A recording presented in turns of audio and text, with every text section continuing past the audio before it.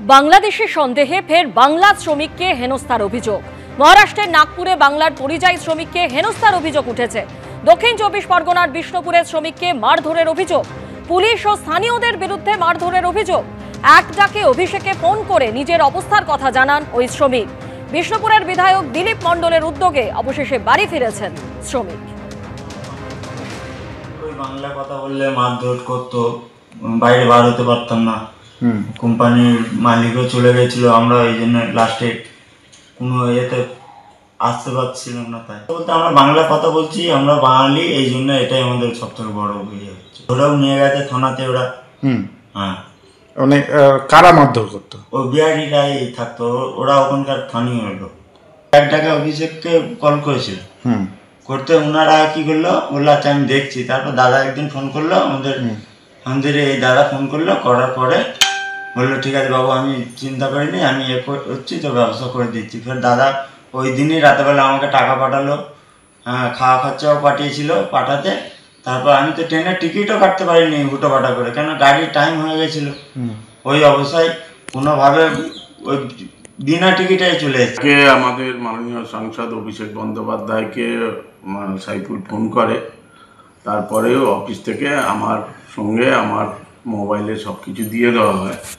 তারপরে আমি বাবানকে, আমাদের জেলা পরিষদের সদস্য, তাকে আমি দিই যে এটা কথাবার্তা বল, কী অবস্থা আছে দেখ, তখন যা যা করণীয় সহযোগিতা আমরা করে দেওয়া হবে। তো সেই মতন কথা বলে ও যেমনভাবে যা বলেছিল সেইভাবেই বাবান অর্থাৎ রাজীব গাজী ওর সঙ্গে যোগাযোগ করে এবং সেইভাবেই সবকে সহযোগিতা করা হয়েছিল। ভিডিও করে বলে, আমি বলি আজকে আসুক, আসলে তাহলে এটা যেহেতু সব জায়গায় আমাদের পৌঁছে দিতে হবে। মাইক বাজিয়ে ক্লাস ঘর দখল চলছে আমাদের পাড়া আমাদের সমাধান কর্মসূচি। বাঁকুড়ার খাতড়ায় চাকা নির্মলানন্দ হাই স্কুলের শিখে পঠন পাঠন। মাইক বাজানোর পাশাপাশি ধামসা বাদল নিয়ে নাচ গান, পঠন পাঠনে ব্যাঘাত ঘটার কথা স্বীকার প্রধান শিক্ষকের।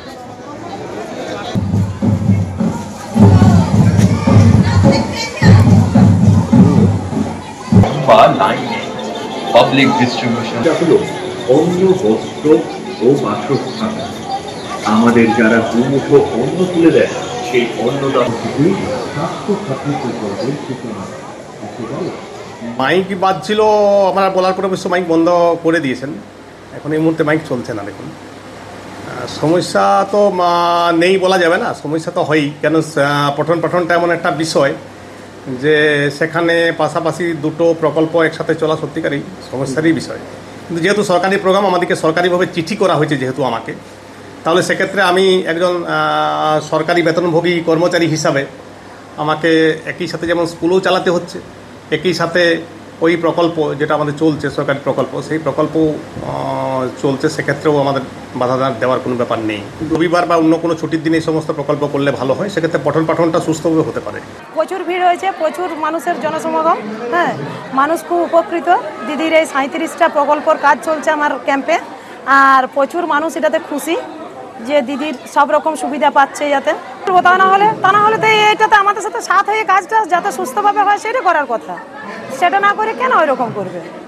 খুশি, এটাতে আমার প্রচুর মানুষ সমস্যার সমাধান থেকে মুক্তি পাচ্ছে। যেটা আমার ফার্স্ট প্রায়োরিটির কাজ, সেই কাজগুলো হচ্ছে।